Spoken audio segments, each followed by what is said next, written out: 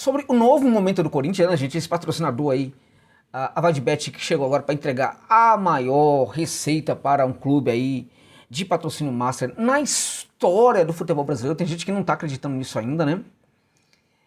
Contudo, pode ter mais, né? Pode ter mais. O Augusto deu a entender que muito dinheiro deve chegar ainda para o Corinthians, né?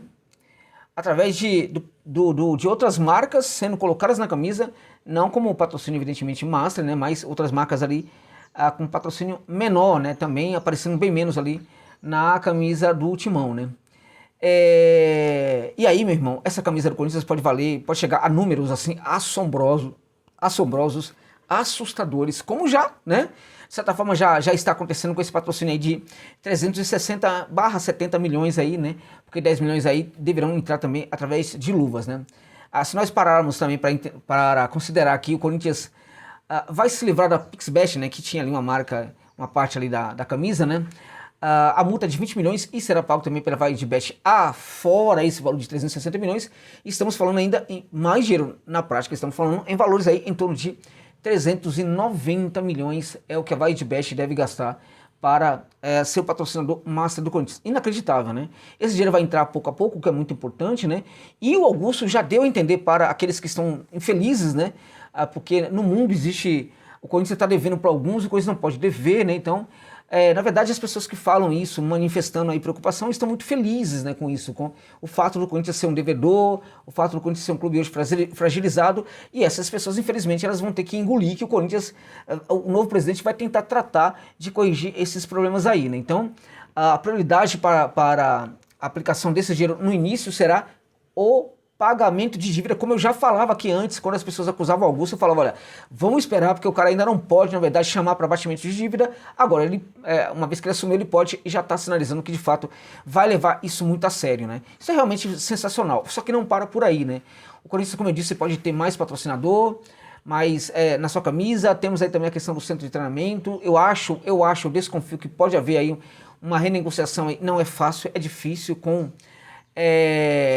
o name rights do estádio. Isso é uma parada bem difícil, mas que deve e pode perfeitamente acontecer, não agora, é uma briga mais complicada que pode e deve ser travada em outro momento, né? Também há uma possibilidade de patrocínio name rights aí para o centro de treinamento do Corinthians, o que também é muito importante, né? Agora, falando de jogadores, né? O Augusto deu a entender que mais 3 jogadores deverão ser anunciados aí brevemente, né?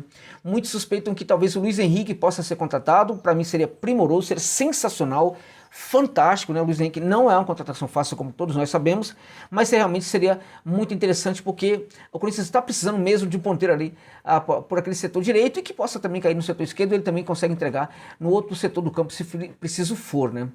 Agora, também tem aí outro debate sendo travado aí publicamente, que é o seguinte, né? O Corinthians pode estar tentando aí, o Corinthians está tentando a contratação do Caio Alexandre, que está bem mais perto do tricolor da Boa Terra, do esquadrão, do que propriamente hoje do Corinthians, né? Agora, o Corinthians está correto em tentar atravessar esse negócio do Caio Alexandre com o Bahia? Está corretíssimo, gente.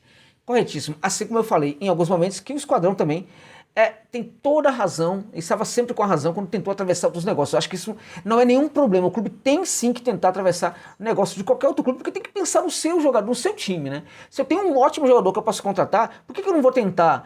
Mas aí você tem que ter honestidade. Honestidade, meu irmão, é uma coisa, né? Competitividade, construção da competitividade no elenco é outra. Sou favorável quando o Bahia tenta fazer esse tipo de praticar esse tipo de ação, né, no mercado. Sou favorável também quando o Corinthians tenta praticar essa ação no mercado. O Caio Alexandre é complicado, mas não é impossível não, né? Não é impossível. Esse Corinthians do Augusto está mostrando que muita coisa é possível, ao contrário do que muitos imaginavam, né? Ao mesmo tempo, o Corinthians teria feito ali uma oferta, aumentado a oferta, no caso agora, de 6 milhões aí falam em euros, né? Pelo Eric do Atlético Paranaense. Então, vejam, que interessante isso daí, né? Chegando o Caiocito Alexandre e também o Eric, como é que ficaria? O Corinthians pode jogar com os dois, porque os dois são volantes, né? O Corinthians, na verdade, está tentando as duas contratações, atirando para os dois lados, para ver se consegue acertar em um. É isso? É uma dessas possibilidades? Né? Ou o Corinthians poderia contratar os dois. Eles não são diferentes? Eles são diferentes. Esse é o ponto. São dois jogadores do mesmo setor de meio de campo, são dois volantes, na verdade, né?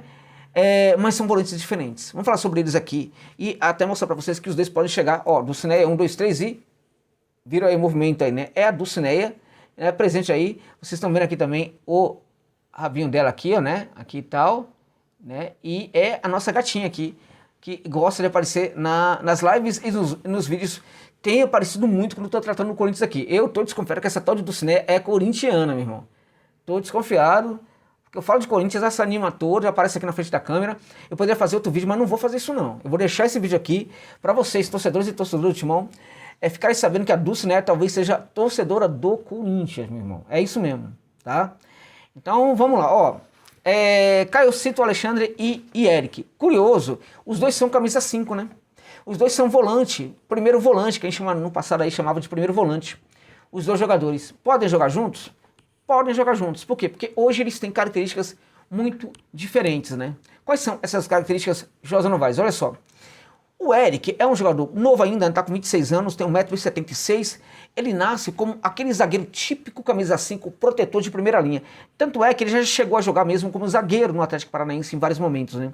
É um jogador que pouco a pouco foi saindo ali daquele primeiro terço do campo, né? Foi frequentando o meio de campo, virando ali uma espécie de volante misto, aquele volante que consegue ser o segundo e o primeiro homem de meio de campo ao mesmo tempo, né? Na Argentina, o volante hoje, raramente, ele não é um volante misto, né? Que consegue fazer, às vezes, de camisa 5 e, às vezes, também o trabalho de camisa 8, né? Só que, conforme o tempo foi passando, o Eric foi ganhando bastante relevância dentro de campo, foi ficando muito autoconfiante, a autoestima foi lá para cima e ele começou a se experimentar um pouco mais, né? Começou a bancar outras ações ali dentro de campo, atuando pelo Atlético Paranaense, né? Então, o que fez o Eric? Ele começou a fazer essa ultrapassagem para o campo de ataque, né? Virando, pouco a pouco, um volante de infiltração e de chegada à área do adversário. Ou seja, aquele volante surpresa. Lembra do Elias, dos seus grandes momentos no Corinthians? Exatamente. O Eric tem se transformado neste volante surpresa que do nada aparece na área do adversário pronto para fazer gol. Tanto é assim que o Eric, nessa temporada, ele marcou 8 gols, gente. Em 59 jogos pelo Atlético, realmente jogou muito, né?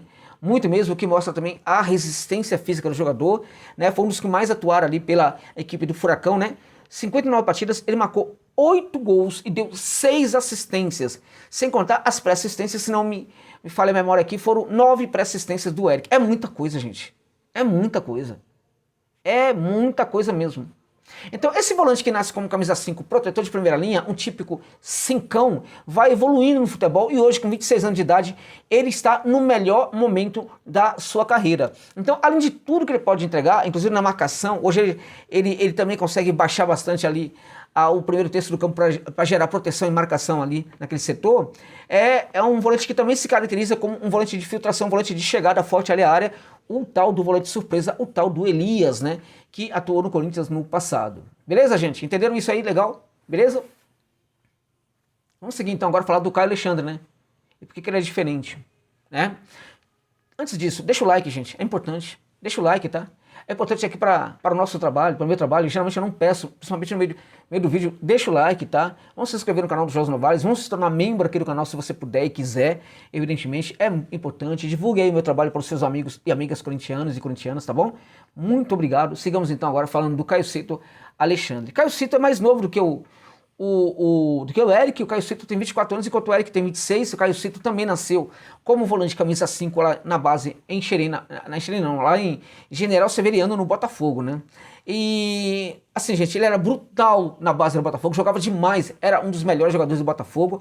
O Glorioso, quando esteve ali, quando o Caio Alexandre subiu, o Glorioso estava num momento muito difícil, acabou caindo para a segunda divisão e ele, ainda assim, foi um dos melhores jogadores da equipe. Depois disso, ele foi para a equipe do Vancouver Whitecaps, né? Fez ali chegou bem, mas ele, infelizmente, sentiu muito a atmosfera do lugar, a temperatura do lugar, ficou mal, né?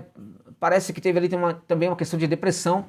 Até que ele voltou para o futebol brasileiro, foi repatriado pelo Fortaleza e no Leão do Pici ele jogou também uma bola muito arredondada. Foi um dos grandes volantes, volantes ali, primeiro volante que tivemos aí no Campeonato Brasileiro nessa temporada de 2023. Como é que joga o Caio Alexandre? Ele também nasce como o camisa 5, só que ele passa a ser um camisa 5 organizador de jogo.